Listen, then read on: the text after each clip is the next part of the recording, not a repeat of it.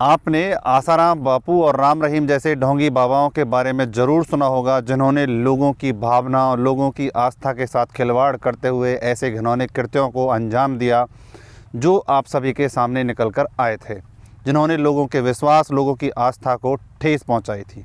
आज आपको ऐसे ही एक और नए बाबा की कहानी बताते हैं, जिनका नाम है जलेबी वाले बाबा उर्फ अमरपुरी बाबा, जिन्होंने साधु संतों की स्वच्छ और सुंदर छवि को अपने घिनौने कृत्य से फिर एक बार दागदार किया, शर्मिंदा किया, जो कि हरियाणा के टोहाना में बाबा बालकनाथ आश्रम के नाम से, जिसका एक आश्रम है, जिसने एक दो नहीं बल्कि 120 महिलाओं के साथ घिनौना कृत्य किया, बलात्कार किया, रेप किया और उसके बाद उनकी अश्लील वीडियो अपने फ़ोन में उतारी और उन वीडियो क्लिप के आधार पर उन महिलाओं से पैसे ऐंठे।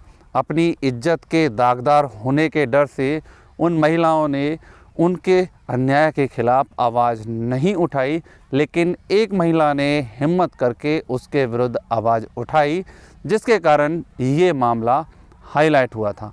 आखिरकार ये जलेबी बाबा कौन है, क्या है इसकी पूरी कुंडली, कहाँ, कैसे और किस तरीके से इसने अपने इस घिनौने कृत्य को अंजाम दिया, जानते हैं विस्तार से। नमस्कार, आदाब। भारत भूमि न्यूज़ पर आपके साथ मैं बंटी रावत। दरअसल ये मामला है एक नॉर्मल आदमी का, एक व्यक्ति जो कि पंजाब के मानसा ज़िले का रहने वाला होता है, जो कि टोहाना में, हरियाणा के टोहाना में आकर रहने लग जाता है, जिसकी एक पत्नी होती है और उसके 6 बच्चे होते हैं, जिसमें 4 लड़कियां और 2 लड़के होते हैं।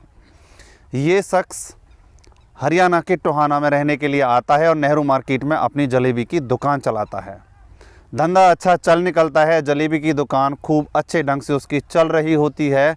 इसके चलते आमदनी बढ़ने पर वह पंजाबी के नाम से इस रेहड़ी को और आगे बढ़ाता है और इसका नाम बदल के जलेबी बाबा से पंजाबी तोहफे रख देता है और अपना नाम भी बिल्लू से बदलकर अमरपुरी रख लेता है।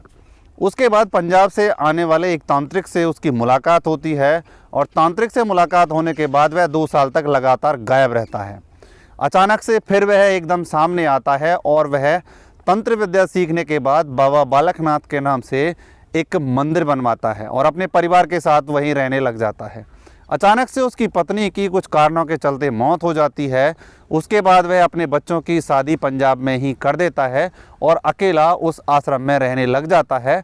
वह तंत्र मंत्र के आधार पर लोगों के दुख दर्द दूर करने के लिए बोलता है और दूर करने के बहाने उसके श्रद्धालुओं की संख्या धीरे दिन प्रतिदिन बढ़ती जाती है। उसमें अधिकतर महिलाएं होती हैं। अब उसका आश्रम फल फूलने लग जाता है। इसी का फ़ायदा उठाते हुए वह अपनी सतर पर गिर जाता है। उसकी इंसानियत ख़त्म हो जाती है, उसकी नीयत बदल जाती है। वह महिलाओं के दुख दर्द दूर करने के नाम पर उन्हें नशीली दवा पिलाता है। उसके बाद उनके साथ बलात्कार करता है, रेप करता है और उनका अश्लील वीडियो अपने फ़ोन में रिकॉर्ड करता है। ऐसा उसने 1-2 नहीं बल्कि 120 महिलाओं के साथ किया था। कुछ महिलाएं अपनी बदनामी के डर से उसके खिलाफ आवाज़ नहीं उठा पाई। 2017 में एक महिला ने हिम्मत दिखाई और एक गुमनाम SMS पुलिस को किया, जिसके आधार पर पुलिस ने इस मामले की छानबीन शुरू की।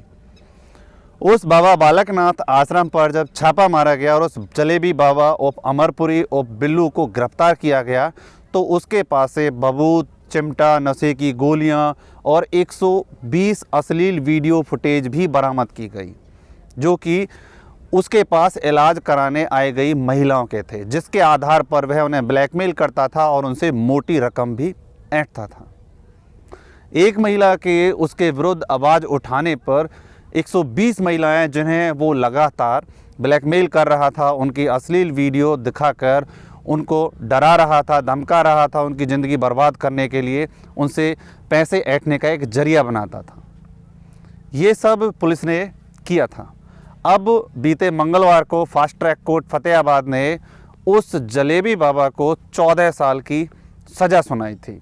सज़ा सुनाते समय वह कोर्ट में जज के सामने अपनी उम्र और बीमारी का बहाना करके छूट की भीख मांग रहा था, छूट के लिए कोशिश कर रहा था। इस तरह की घटनाएं जब समाज में सामने आती हैं, जो साधु संतों की साफ और सुंदर छवि को घृणित करती हैं, दागदार करती हैं, इंसानियत को शर्मिंदा करती हैं, समाज को बिगाड़ने का काम करती हैं, लोगों की आस्था और विश्वास के साथ छेड़छाड़ करते हैं, उनके भरोसे को कमज़ोर करते हैं, इस तरह के बाबाओं के लिए किस तरह की सज़ा का प्रावधान होना चाहिए, आप अपनी राय हमें कमेंट बॉक्स में दे सकते हैं। इस घटना को बताने के पीछे किसी की भावनाओं को ठेस पहुंचाने का कोई उद्देश्य नहीं है, केवल आपको सतर्क करने का है कि आस्था और विश्वास के नाम पर हो रही धोखाधड़ी से बचें, सतर्क रहें, सुरक्षित रखें और कोई भी काम करने से पहले उसके बारे में अच्छी तरह से जांच पड़ताल करें, निगरानी करें, तभी अपना अगला कदम बढ़ाएं। फिर मिलते हैं इसी तरह की किसी और सच्ची घटना के साथ। तब तक के लिए जय हिंद, जय भारत।